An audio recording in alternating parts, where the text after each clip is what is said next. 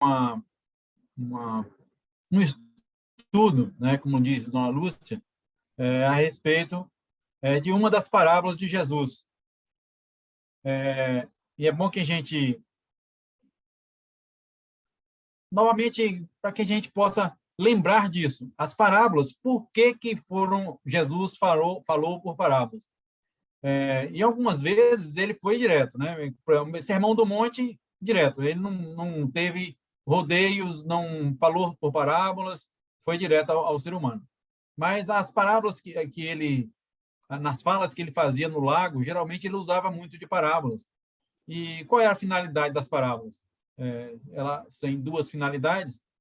A primeira era para que este ensinamento perdurasse, né? E segundo, sabendo ele que cada um de nós tem um nível de interpretação, um nível de conhecimento, um nível de capacidade de absorver os seus ensinamentos, então ele trazia por parábolas para que, se não agora, mas no futuro, nós tivéssemos a condição de avaliar aquela mensagem e, avaliando, se colocar à disposição para esse processo evolutivo que todos nós estamos inseridos, né? Que todos nós precisamos fazer. Então, essa parábola de Jesus, por sinal, há quem diga, né? Como eu aqui estou... O meu estudo baseado aqui no Evangelho segundo o Espiritismo, Haroldo Dutra, Arthur Valadares, Emmanuel, né? Peguei um estudo de Emmanuel. Então, está dentro disso aí. Então, em função de a gente estar aqui, vou tentar colocar vocês conhecimentos e pontos de vista de algumas pessoas que são importantes para a gente neste conhecimento e que nos traz informações belíssimas, né, e um conteúdo maravilhoso. E é preciso a gente lembrar que nisso tudo também, às vezes, dentro do Zap, né, a gente vê alguns Zaps aí interessantes, né, que nos dão assim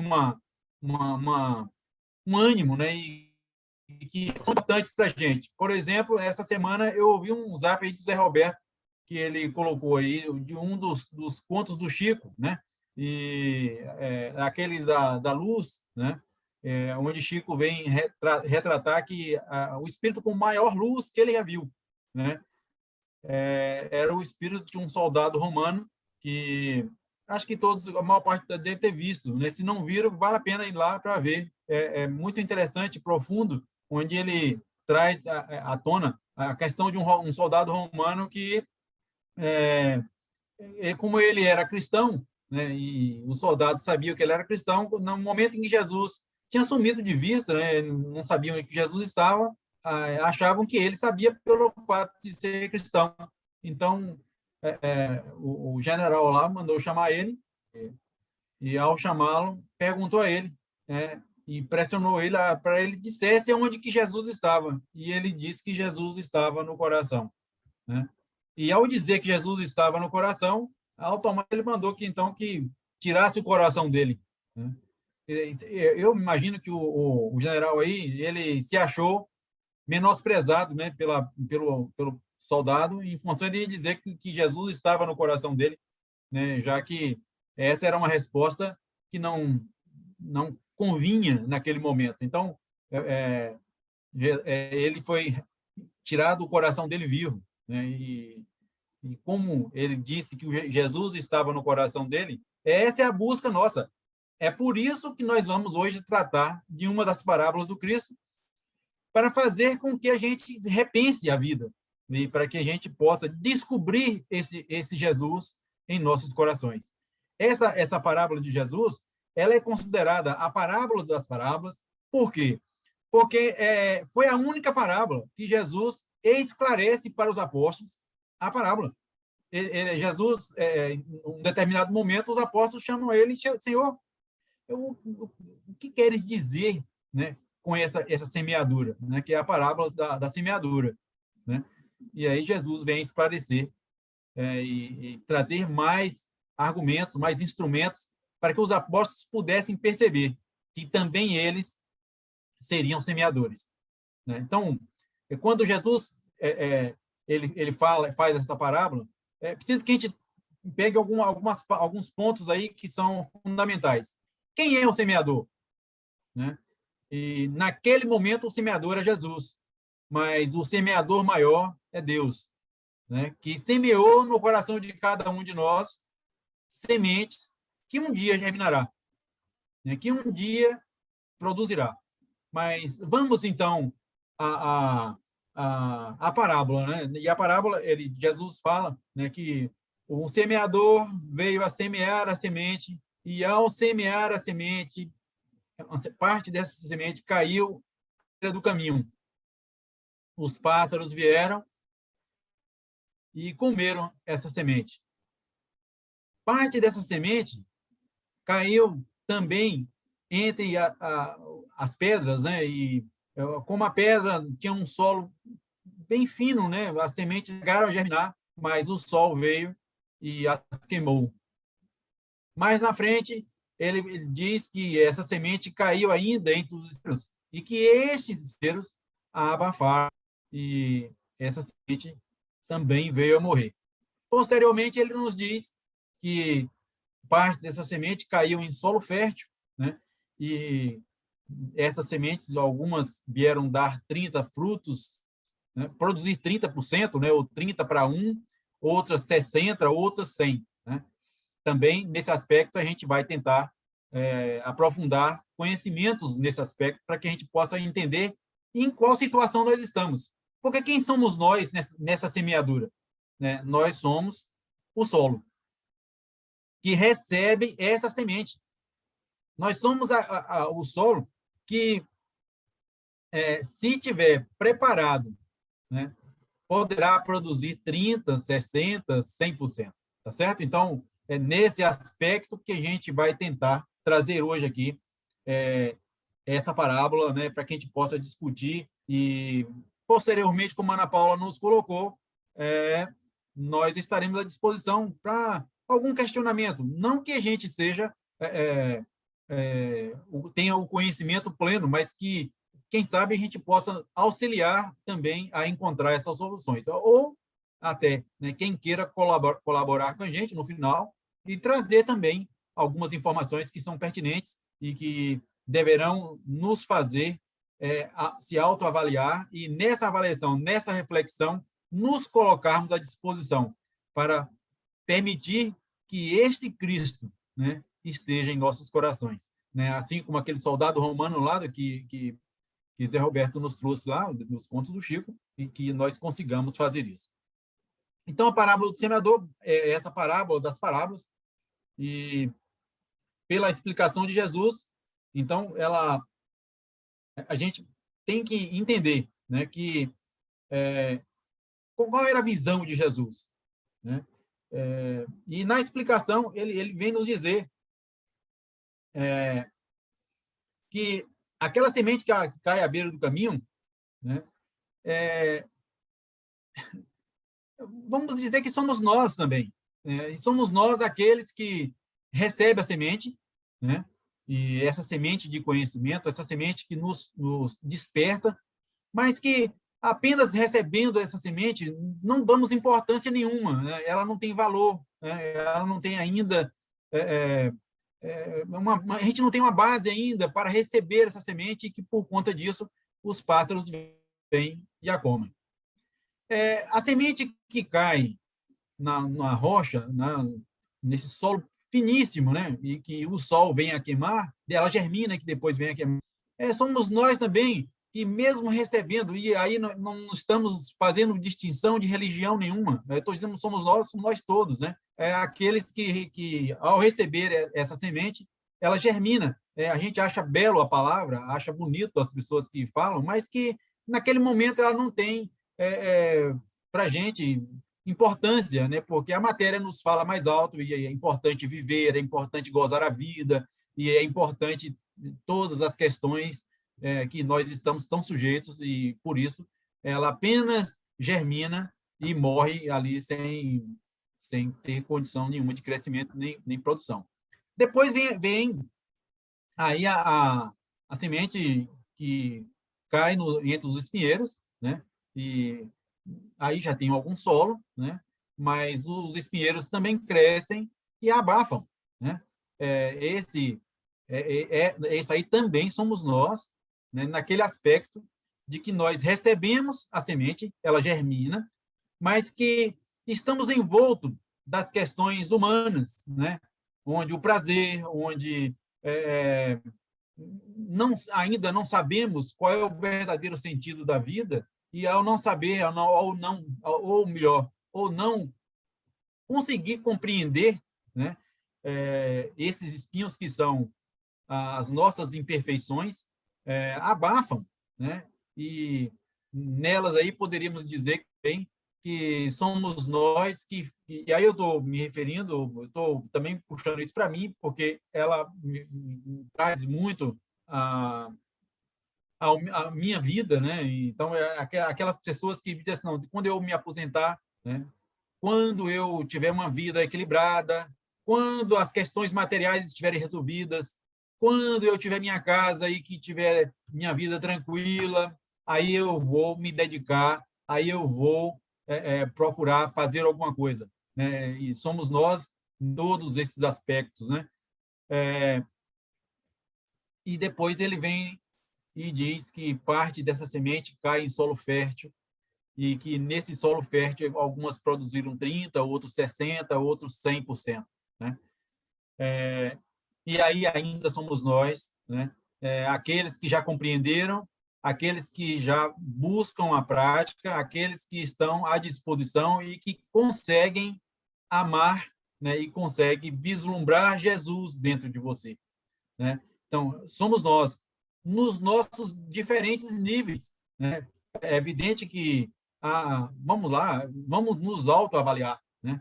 Aí tem pessoas que estão mais à disposição, são pessoas que estão mais dispostas a servir, são pessoas que conseguem compreender e colaboram com o próximo de uma forma muito direta, sem esperar retorno, sem querer é, é, se colocar em evidência. Então, esse nível de 30, 60, 100 é exatamente as nossas condições. Alguns que estão mais à disposição, alguns que já fizeram essa transformação interior, que servem, aí vamos citar algum exemplo, né?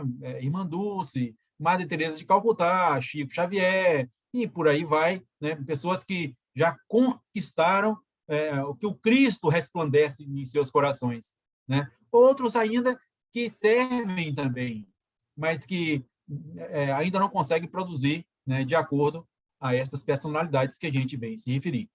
Mas Kardec ele também traz no Evangelho segundo o Espiritismo uma referência a nós espíritas, né? E é preciso que a gente busque essa referência espírita, porque nas referências espíritas ele vem nos colocar em xeque, né? Quem somos nós, né? Dentro desse aspecto. Aí vamos já partir para a nossa pessoa como cristão, como aqueles que frequentam o centro, como aqueles que já recebem essa informação, tem o privilégio, né? Porque nós poderíamos, vamos lá, nascer na Índia, poderíamos ter nascido no Oriente Médio, em Israel, na China, né? Em outros países, e não ter o conhecimento espírita, né? Qual seria o nosso comportamento? Se estivéssemos na Palestina, qual seria o nosso comportamento? Se fôssemos israelenses, qual seria o nosso comportamento? Então, é preciso que a gente avalie e perceba que nada acontece gratuitamente. O acaso não existe. Estamos no Espiritismo, talvez pela própria necessidade de modificação. E por isso recebemos tantas informações. Então, por isso, quem somos dentro dessa parábola? Quem somos nós? Né? Em que condição estamos dentro dessas propostas? E aí é preciso que a gente rever isso. Então, Kardec nos diz que a semente caída à beira da estrada é um símbolo dos espíritos que se apegam aos fenômenos materiais, apenas como objeto de curiosidade, sem lhes perceber as consequências intelectuais e morais. Somos aqueles que frequentamos o centro, mas não estamos à disposição para servir. Não nos sentimos espíritas, ou melhor, não sentimos que fazemos parte desse grupo que deveria estar colaborando e auxiliando. Que, embora achamos bonito, né, e que presenciamos em diversas situações, mas que isso ainda não representa em nossas vidas resultados. Ele diz ainda que aquelas que caíram entre os pedregulhos, né, simbolizam os espíritas que se entusiasmam com as comunicações, satisfazendo sua imaginação, mas, após ouvi-las, continuam indiferentes como antes, né?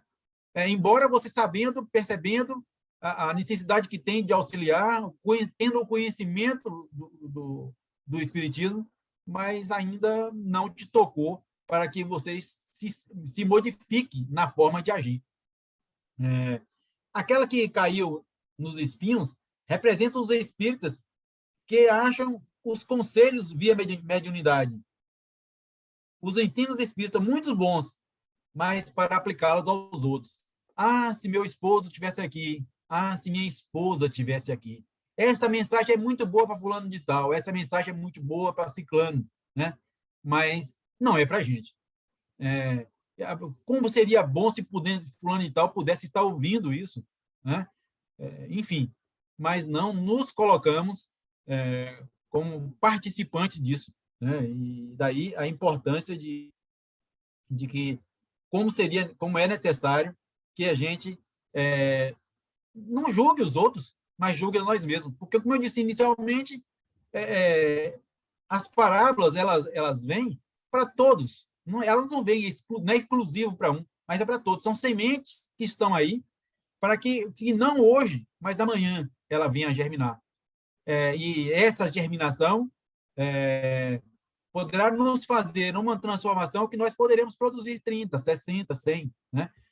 De acordo às nossas decisões, de acordo às nossas capacidades. Então, essa semente lançada em terra boa simboliza os espíritas que, ao conhecer a doutrina, seja qual for o meio, percebe a sua importância na revivência do verdadeiro cristianismo e se empenham no seu estudo perseverante, ao mesmo tempo que se interessam por praticá-la em si, né, especialmente. Esses poderão produzir, no decorrer de sua existência, com a semente recebida 30, 60 ou 100, como Jesus. Tá certo? Então, dentro dessa proposta, é preciso que a gente compreenda em que estágio nós estamos, né? Como é que nós estamos como pessoa, né? Afinal de contas, por que estamos aqui? Aí eu fiquei tentando, né, dentro desses pensamentos, me lembrar de alguém, né, algo que pudesse, assim, a gente fazer um estudo, uma avaliação de sua vida e que a gente pudesse, então, entender essas propostas. E eu, como gosto muito do Paulo, no livro Paulo e Estevão, especialmente, em todas as suas mensagens, né, então, achei que seria interessante a gente fazer aqui uma observação dentro da vida de Paulo. De Saulo a Paulo, o que aconteceu? Como Saulo, e é preciso que a gente, quem já leu o livro, né, me auxilie nesse aspecto de viajar comigo dentro dessa história.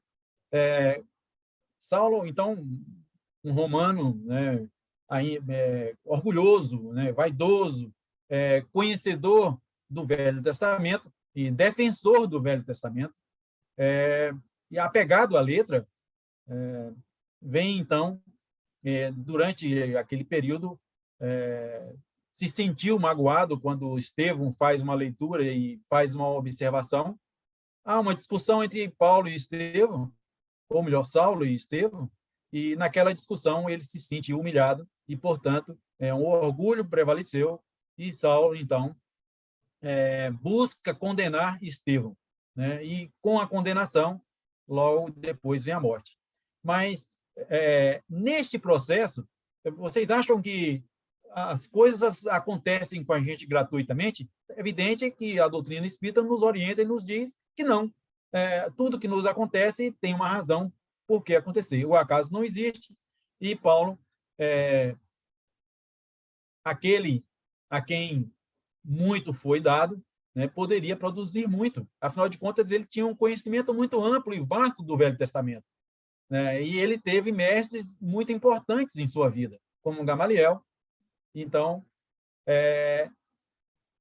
as coisas foram acontecendo para que, no processo de acusação, e quando chega a culminar lá com o apedrejamento de Estevão, a sua noiva, que era a irmã do acusado, e que Saulo não sabia, né, acontece o que aconteceu. Então, eles são levados para um ambiente, e já de Saulo, ou Estevão, apedrejado de morte, né, ele estava no finalzinho da sua vida, e lá, então, Estevão o perdoa, né, chama ele e o perdoa, e diz que ele ainda será grande no reino de Deus. Então, naquele momento, Estevão estava vendo, né, o que seria de Saulo. E Saulo, então, tem toda aquela dificuldade, mas as sementes começam a germinar. Então, ele, ainda tocado pelo orgulho, abandona a noiva, né, que era a irmã do seu acusado,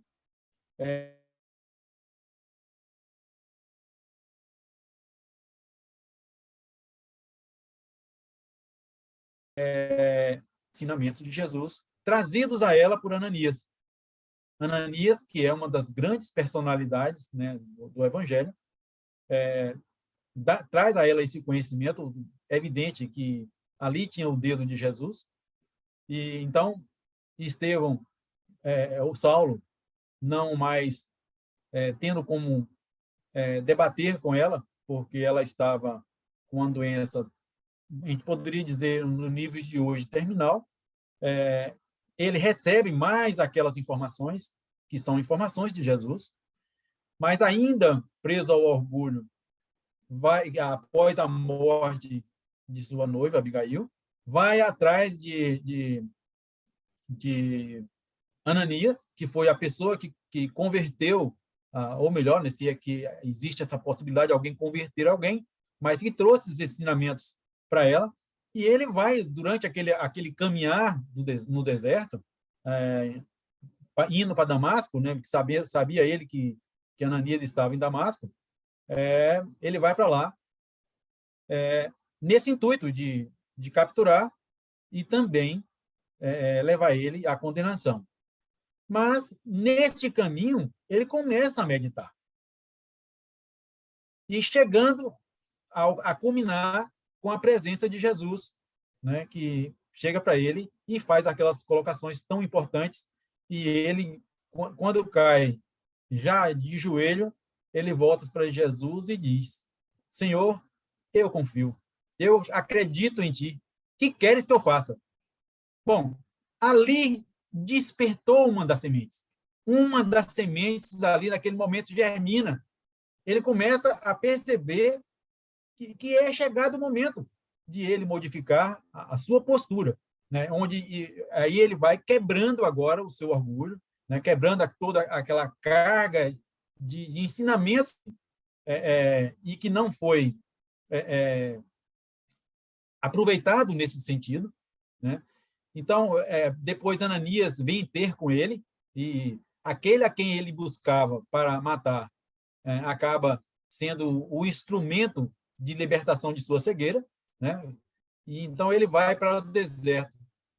Então, observe que neste caminhar ele tem pérolas, né, que vêm auxiliar ele em cada um dos momentos. Então ele vai para o deserto e lá ele encontra um casal que tinha os pergaminhos e que tinha o conhecimento e que trouxe para ele essa bagagem, né, que era tão importante para ele e para nós. Então, lá ele encontra Áquila e Priscila, né, e Prisca, e também o Gamaliel, que estava lá, né, e cheio, então, de informações, cheio de energias, decide, então, durante aqueles 3 anos, né, que foram 3 anos de acomodação dessas sementes, né, e vem quebrando a dormência dessas sementes em seu coração, vem, então, a pregar o Evangelho. aí retorna e, junto com Pedro, no caminho, né, tem aquelas diversas discussões onde muitos não acreditavam nele. Olha, quem era o inquisitor? Quem era aquele que era o perseguidor? Né? Se tornar um cristão e com tamanha pregação, como seria nós, se nós estivéssemos lá, qual seria o nosso comportamento? Com certeza estaríamos bem desconfiados, né? Porque não tinha cabimento, né? Aquele que era o perseguidor se tornar em tão pouco tempo aquela pessoa com esse conhecimento e essa bagagem.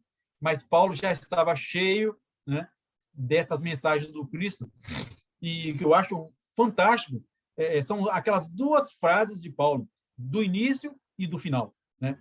Onde ele vem dizer que o mal que eu não quero fazer, este eu faço, mas o bem que eu sei que eu preciso fazer, este eu não faço. Isso era o início dele no caminhar do cristianismo. É uma das sementes que ele precisa germinar, precisa colocar para fora. Então, ele já tinha essa disposição de conhecer-se a si mesmo, né? E esse conhecimento promover a transformação de tal sorte que, ao chegar ao final, ele vem dizer que não sou mais eu quem vivo, mas sim o Cristo que vive em mim.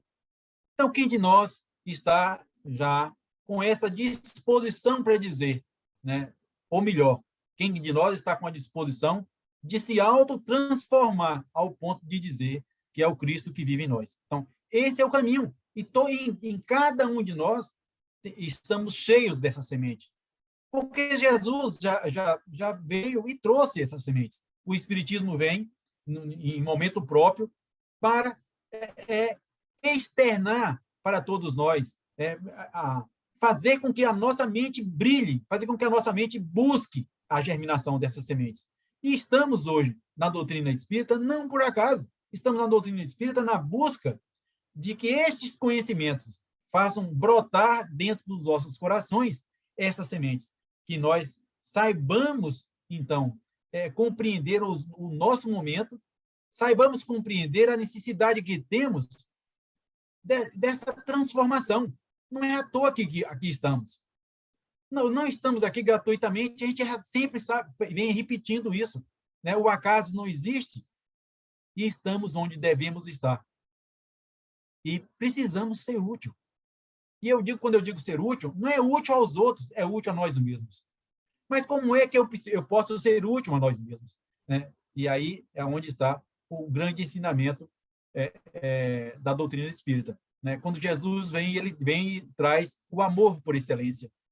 O Espiritismo vem tentar, então, trazer a claridade dessa informação de Jesus. Jesus vem dizer que amar a Deus sobre todas as coisas e ao próximo como a si mesmo, aí está tudo. Mas o Espiritismo vem mais, vem dizer que fora da caridade não há salvação.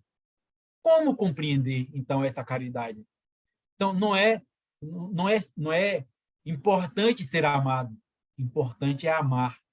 É importante amar porque amar é a germinação de todas as sementes das virtudes, porque dentro de nós está o reino de Deus. Dentro de cada um de nós está o reino de Deus. Mas como colocar ele para fora? Como compreender e como colocar em prática esses ensinamentos de Jesus, se não dentro da caridade? Mas que caridade? Dentro de todas essas palestras que eu ouvi essa semana, dentro de todo o material que li, eu achei interessante, muito interessante, uma das colocações que ele disse que a gente aproveita muito mal o nosso tempo durante o sono, né? E aí a gente vai lá em Missionários da Luz, a gente tem diversos livros que colaboram com a gente nesse aspecto, né? Deixa eu pegar aqui que eu anotei, né? Alguns livros, né? Que Missionários da Luz, ele diz assim, né?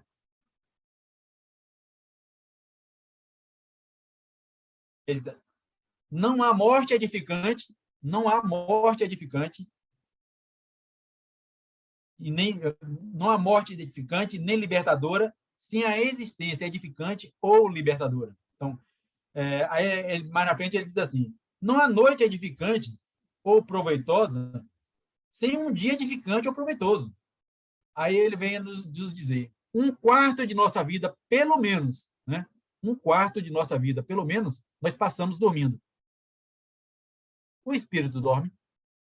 Aí é uma colocação lá. A revista, se eu não me engano, na questão 402 do Livro dos Espíritos, ele vem de falar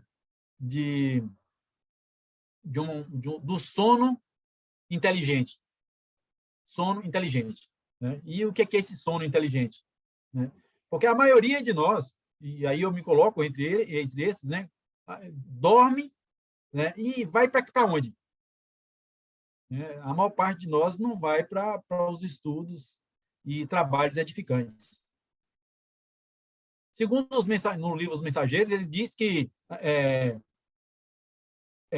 nós desenvolvemos projetos no plano espiritual e que, ao retornar ao plano espiritual, às vezes tem alguns projetos que foram concluídos.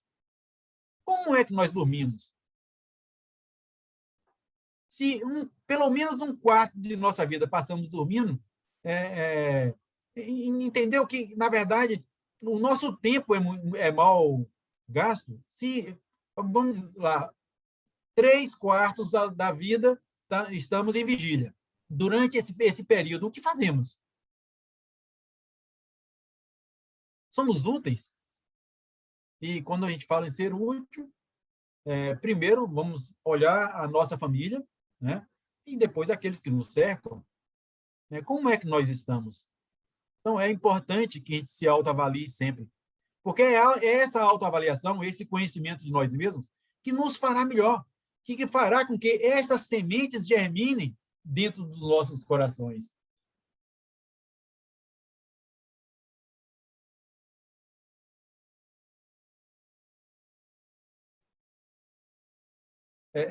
Em Missionários da Luz, ele vem no capítulo 38, né?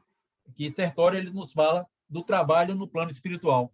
Né? É bom que a gente depois busque ir lá nesses livros, né? E buscar avaliar essas questões.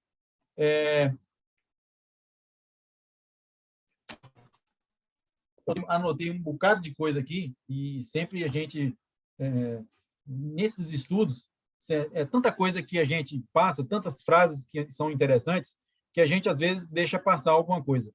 Mas o importante para a gente, meus irmãos, é que a gente possa buscar, na reflexão dessa passagem, dessa parábola de Jesus, o que ele vem trazer para nós e em que ponto nós estamos aí dentro dela. E qual é a disposição que a gente tem para buscar essa modificação.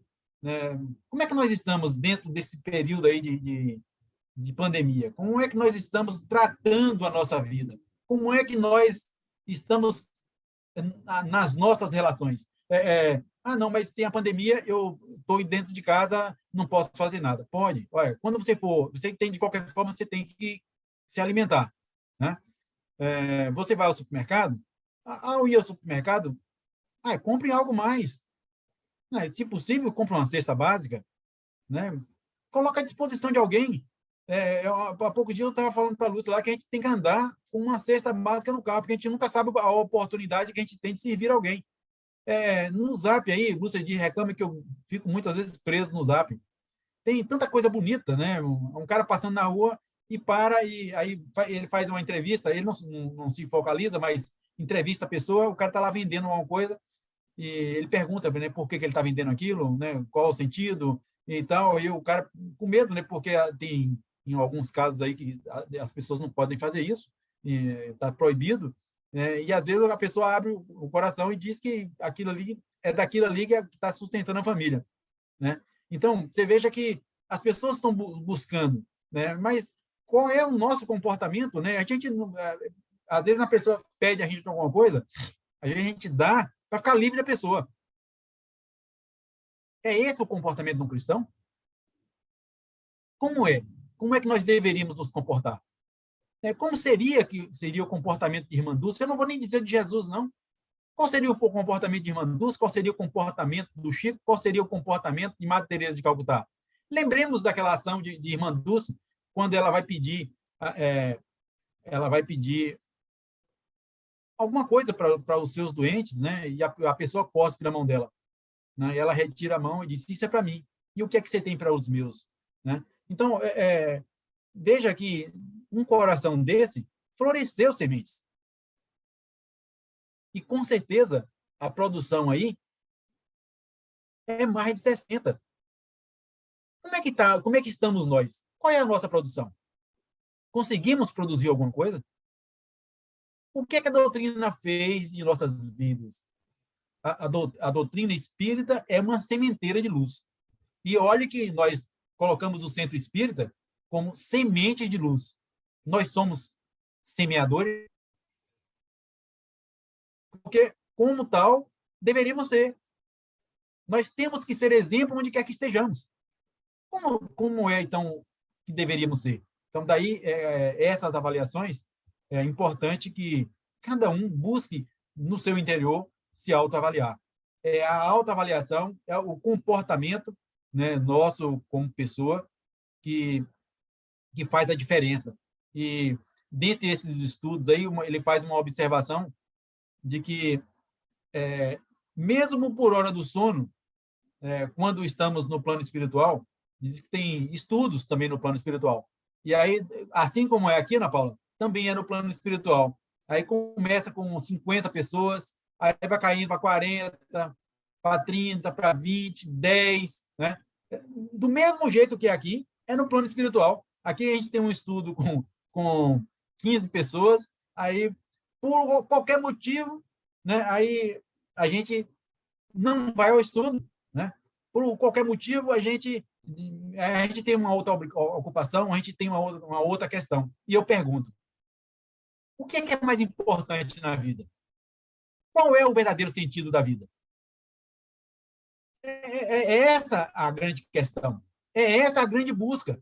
Qual o verdadeiro sentido da vida? Porque se nós compreendermos qual é o sentido da vida, né, entenderemos a importância dessa sementeira, a importância de toda essa luz que recebemos e qual deve ser o nosso comportamento.